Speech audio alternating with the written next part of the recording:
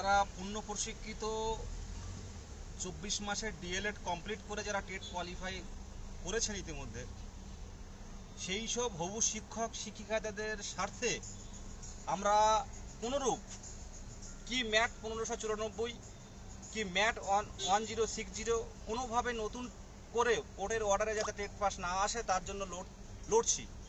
আজকে আপনারা মামলা অনেকেই দেখেছেন, ইউটিউবে দেখেছেন, লাইভে দেখেছেন, তো দেখলেন যে আমাদের দিকে কিন্তু এখনো পর্যন্ত কিন্তু মামলাটা আছে। আমরা আবারও বলছি, এই লড়াই যতদূর পর্যন্ত চলবে লড়াইয়ে কিন্তু আমরা সামিল হব। আমরা আর নতুন করে টেট কোয়ালিফাই আমরা কিন্তু আমাদের সাথে যুক্ত হতে দেব না। এটা প্রথম কথা। সোশ্যাল মিডিয়ায় বিভিন্ন গ্রুপ বিভিন্ন কথা বলবে, তো আমরা যারা টেট কোয়ালিফাই হবু চাকরি প্রার্থীরা, হবু শিক্ষক শিক্ষিকারা যারা আছি, আমরা শান্ত থাকুন। আইনি পথটা কিন্তু আমরা দেখে নিচ্ছি, আইনি পথ কিন্তু দেখে নিচ্ছি। নতুন করে আর টেট পাস কিন্তু যুক্ত হবে না। এই লড়াইয়ে কিন্তু আমরা সামিল। 23 জেলাকে যারা ফান্ডিং করেছেন তাদেরকে ধন্যবাদ দেব যে আমরা আমাদের যে সুপার সিনিয়র অ্যাডভোকেট দাঁড় করানো হয়েছিল, আমরা দেখলেন কিভাবে লড়লেন। এটা তো ভালো করে দেখুন, যারা দেখেননি ইউটিউবে দেখতে পারেন। 2022 প্রাথমিক টেট পাস ডিএলএড ঐক্য মঞ্চের পক্ষ থেকে আমরা সুপার সিনিয়র অ্যাডভোকেট দাঁড় করিয়েছিলাম এবং লড়াইটা আজকে দেখে নিলেন। সামনের দিনে আমরা আছি।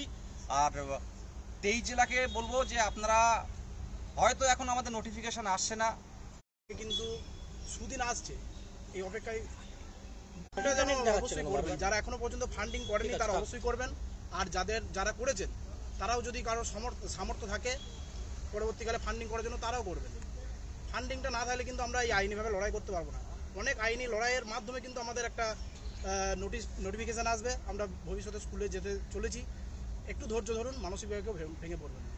সুভাষ, সকলকে সংগ্রামী অভিনন্দন। বিগত দিনে ঐক্যমঞ্চ পাশে ছিল, আজও আছে, ভবিষ্যতেও থাকবে। আপনাদের চাকরি যে স্বপ্ন, সেই স্বপ্ন যদি কেউ সুনিশ্চিত করতে পারে তা ঐক্যমঞ্চ। অনেক গ্রুপ অনেক কথা বলে, তারা বাস্তবের মাটিতে পা না দিয়েই ভিত্তিহীন অনেক কথা বলে, কিন্তু বাস্তবের মাটিতে যারা চলে তারাই জানে যে বাস্তবের মাটিটা কত কঠিন, লড়াইটা কত কঠিন। আজকে আমরা এসেছিলাম 2022 প্রশ্নভুল মামলা সংক্রান্ত নিয়ে। আশা করি লাইভটা অনেকেই দেখেছেন। আমাদের পক্ষ থেকে সুপার সিনিয়র লয়ার ছিল। মামলাটা যতদূর পরিস্থিতি আমাদের পক্ষেই আছে, তাই মামলাগুলো চালানোর জন্য যে পর্যাপ্ত ফান্ডিং, সেই পর্যাপ্ত ফান্ডিং এখনও আমাদের হাতে নেই। তাই গ্রুপে বারংবার অনুরোধ করা হয় যে ফান্ডিং করার জন্য। সকলকে অনুরোধ করছি আপনারা অবিলম্বে ফান্ডিংটা করুন এবং পাশে থাকুন। কিছুদিনের মধ্যেই আমাদের আন্দোলনের কর্মসূচি ঘোষণা করা হবে। সবাই আন্দোলনে আসবেন, আর ভেঙে পড়বেন না, পাশে থাকুন, নিজেকে সজাগ রাখুন, আর একটু অপেক্ষা করুন, ধৈর্য ধরুন। সকলকে ধন্যবাদ। আজকে প্রত্যেকেই দেখলেন যে আমাদের 2022 স্টেট পাসের যে প্রশ্নভুল মামলা, সেখানে কিন্তু আমরা ভালোভাবেই লড়েছি। যারা অনেকেই আমাদের বিদেশদা, সুভাষদা সব কথাই বলেছেন। আমি শুধু একটা কথা বলবো, যেটা হচ্ছে যারা নন ভেরিফাইড গ্রুপে যুক্ত আছেন তারা সমস্ত আপডেট পাওয়ার জন্য ভেরিফাইড গ্রুপে দ্রুত যুক্ত হয়ে যান। আর প্রত্যেকে ফান্ডটা আমাদের কিন্তু আজকে যেটা লড়াই হলো এটা কিন্তু কন্টিনিউ অনেক দিন চলতে থাকবে। সুতরাং কিন্তু আমাদের প্রচুর পরিমাণে ফান্ডের প্রয়োজন হয়। প্রত্যেকে ফান্ডটা দিন। আর পরবর্তীকালে আমাদের সামনের মাসে কিন্তু আমাদের একটা বড়সড় আন্দোলনের ডাক দেওয়া হচ্ছে, সেখানে যাতে বেশি সংখ্যক আপনারা যোগদান করেন। ভ্যাকেন্সির জন্য কিন্তু আমাদের এবার লড়তে হবে। প্রত্যেকে রাস্তায় নামুন, ফান্ড দিন। এটুকু। শুনুন, সবচেয়ে বড় কথা, পঞ্চম শ্রেণীর কিন্তু অন্তর্ভুক্তের কাজ কিন্তু শুরু হয়েছে প্রাথমিকে, আপনারা জানেন। আর যারা বিচ্ছিন্নভাবে বিভিন্ন গ্রুপে আছেন, বিশেষ করে 21-23 ব্যাচকে বলবো, আরে ভাই তোরা যেভাবে গ্রুপবাজি করছিস বাইরে বিভিন্ন গ্রুপে, আমি একটা কথা বলবো,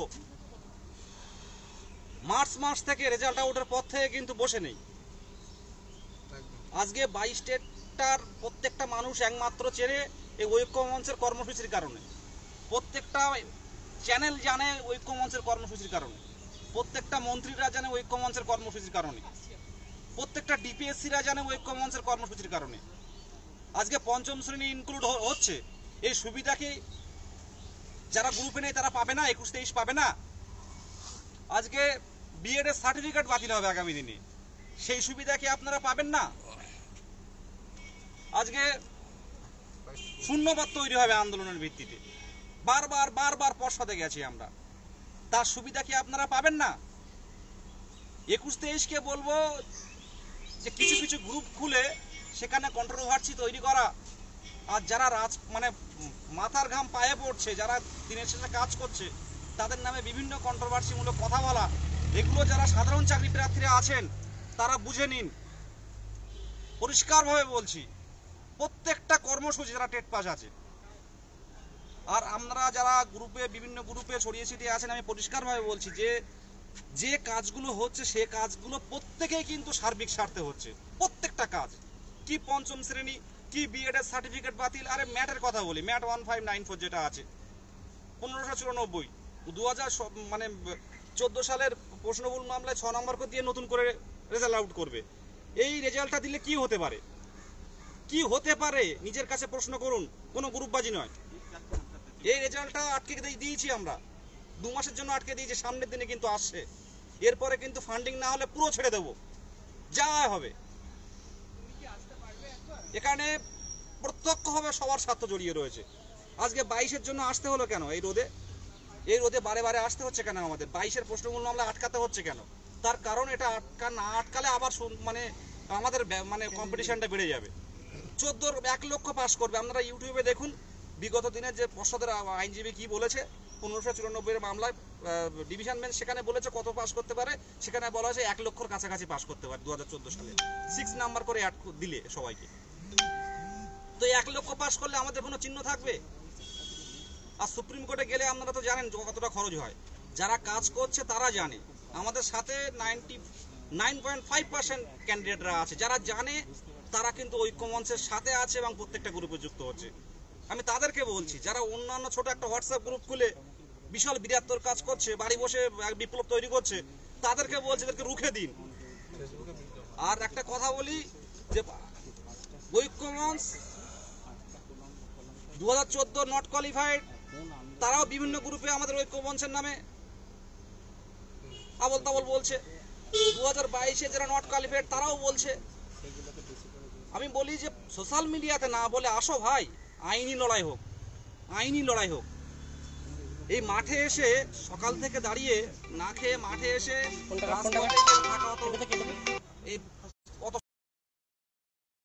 মাথায় রাখবেন।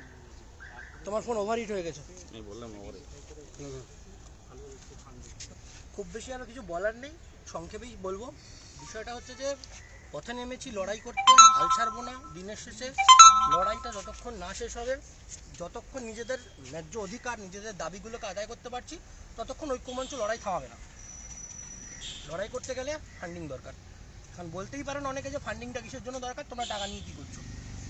কোর্টে আসো একটা দিন, হাইকোর্টের লড়াই করতে, সিনিয়র অ্যাডভোকেট দিয়ে লড়াই করতে কিরকম খরচা হয়, তবে একজন দুজন না, 3 জন অ্যাডভোকেট। হ্যাঁ, আর সুপ্রিম কোর্টে গিয়েও লড়াই করে দেখো, সেখানেও লড়াই করতে কিরকম কি খরচা হয়। এটুকু বললাম। প্রশ্নভুল মামলার কথা বলছি। প্রশ্নভুল মামলায় অলরেডি আমাদের 3টে শুনানি হয়েছে। প্রশ্নভুল মামলার জন্য কিন্তু হাতে আর কোনো রকম কোনো ফান্ড আমাদের নেই।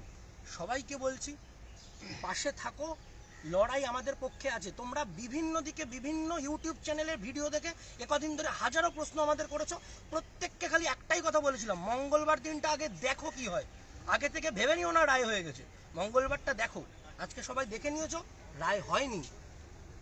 সামনের দিনও যতটা পারা যায় 2022-দের পক্ষেই এই রায়টা রাখবো। টেট পাসদের 2022 টেট পাসদের পক্ষেই রায় থাকবে। তা সেই লড়াই করার জন্য মানসিকভাবে, আর্থিকভাবে আমাদের পাশে সবাইকে চাইছে। যারা টুকরো টাকরা হয়ে চারিদিকে ছড়িয়ে রয়েছে, প্রত্যেককে বলবো একটা ছাতার তলায় এসো, ঐক্যমঞ্চের পাশে এসে দাঁড়াও। ঐক্যমঞ্চ একত্রিত হলে, ঐক্যমঞ্চ ঐক্যবদ্ধ যদি আরও হতে পারি, এই সমস্ত লড়াই আমাদের কাছে দিন রাতে জয় করবে। দিন রাত এই সমস্ত লড়াইগুলো আমাদের জয় হবে। প্রত্যেককে বলছি পাশে এসো, আর্থিকভাবে মানসিকভাবে সাপোর্ট করো। আর ইউটিউব ভিডিও দেখো, কোনো অসুবিধা নেই। কিন্তু দিনের শেষে লড়াইটা যারা লড়ছে তাদের ওপর একটু ভরসা রাখো, যে তারা কি বক্তব্য রাখছে সেই বক্তব্যের ওপর একটু বেশি ভরসা রাখো। এটুকুই বলবো, আর বেশি কথা বলবো না, বাড়ি যেতে হবে, অনেক কাজ রয়েছে এখন। হ্যাঁ, যারা আবার বলছি যারা টেট কোয়ালিফাই করে আছেন আপনারা নিজের স্বার্থটা বুঝুন। কোন সালে ডিএলএড করেছেন এটা ভাববেন না, মানসিকভাবে আর্থিকভাবে ঐক্যমঞ্চের সাথে থাকুন। দিনের শেষে কিন্তু হাসবেন, দিনের শেষে কিন্তু স্বপ্ন পূরণ হবে। যে পথে হাঁটছি বা হেঁটে চলেছি আমরা, বা বিগত দিনে হেঁটেছি, প্রত্যেকটা পদক্ষেপ কিন্তু পজিটিভ রায় নিয়ে চলে এসেছে।